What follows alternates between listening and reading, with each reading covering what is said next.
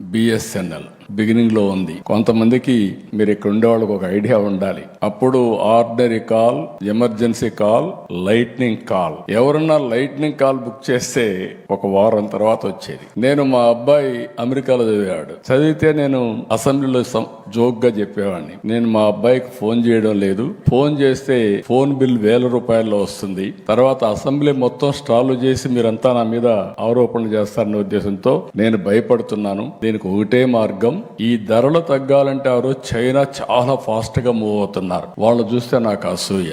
అప్పుడు నేను ప్రధానమంత్రి ఇద్దరితో ట్రై చేశా. ముందు దేవేగౌడ గారు, గుజరాల్ గారు. ఆ రెండు ప్రభుత్వాల్లో నాకు చాలా సన్నిహిత సంబంధాలు. నేనే కన్వీనర్ కూడా గవర్నమెంట్ కి. ఇద్దరు అర్థం చేసుకోలేకపోయారు. ప్రధానమంత్రి గారు వాజ్పేయి గారు, great statesmen of this country.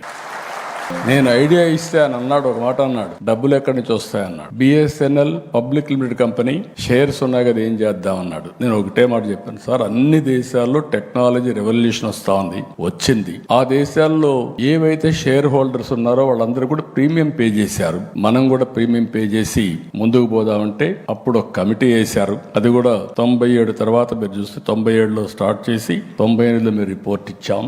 ఆ రిపోర్ట్ బేస్ చేసుకొని ఈ రోజు రెగ్యులేషన్ తీసుకొచ్చాం. I'm proud of it. ఆ రోజు తీసుకున్న నిర్ణయం ఈ రోజు.